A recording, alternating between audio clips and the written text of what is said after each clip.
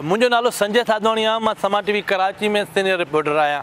सिंध के सेहत खाते एक एडवाइजरी जारी कई है, उन ते अमल करण जी पाण सभिनी खे ज़रूरत है। सेहत खाते चयो आहे जेके जलसा जलूस रैलियूं या जेके मज़हबी इज्तिमा आहिनि उन्हनि में वञण खां अवॉइड कयो वञे, कोशिश कई वञे त पंहिंजी जेके सरगर्मियूं आहिनि उहे महदूद खां महदूद कयूं वञनि। ऐं जेको इहो वायरस फैलजण जो ख़तरो आहे इहो उन्हनि माण्हुनि मां फैलजण जो ख़तरो आहे जेके माण्हू कुझु वक़्तु अॻु में ईरान, चाइना, इटली या उहे मुल्क जिथे इहो वायरस तेज़ी सां फैलिजी रहियो आहे उतां आया आहिनि। अगरि उहे तव्हांजा वेझा अज़ीज़ आहिनि, उहे तव्हांजा रिश्तेदार आहिनि त उन्हनि सां मिलण खां अवॉइड कयो वञे। कोशिशि कई वञे त हैंड सैनिटाइज़र जेका आहे उनजो सभ खां वधि इस्तेमालु कयो वञे। पंहिंजा हथ जेके आहिनि उहे बार बार धोअण खपनि। ऐं मज़हबी जेके दरगाह जेके इबादत गाहूं आहिनि उन ते सिंध हुकूमत हाणे उहा बंदि करणु पई वञे। ऐं शादी जेके तक़रीबूं आहिनि उन्हनि ते बि पाबंदी लॻाई वई आहे। शादी जेके हॉल्स आहिनि उन्हनि खे बंदि करण जो फ़ैसिलो कयो वियो आहे। जेकॾहिं तव्हांजे या तव्हांजे कंहिं दोस्त खे या तव्हांजे कंहिं वेझे अज़ीज़ खे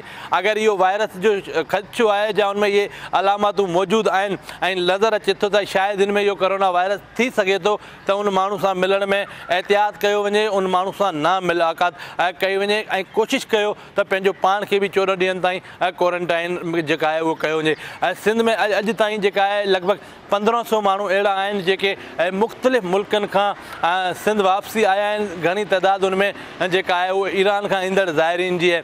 मगर अगरि को ख़दशो न बि आहे, अगरि उन में कोई अलामात बि न आहे, पर उनजे बावजूदि उन्हनि खे घरनि ताईं महदूद पंहिंजूं सरगर्मियूं करणु खपनि। सिंध हुकूमत पारां होटलनि खे बि हिकु एडवाइस ॾिनी वई आहे त होटल जा जेके चांहि जा ढाबा आहिनि उन्हनि खे बि जेका स्पेस आहे पंहिंजी चेयर्स जो उहा 1 मीटर मतिलबु अबाउट 3 फुट जेका आहे उहो रखणु घुरिजे ताकी माण्हू में हीअ वायरस जेका आहे उहो न लॻी सघे। हिकु दफ़ो वरी तव्हां सभु जेके आहिनि हैंड सैनिटाइज़र वधि खां वधि यूज़ करियो।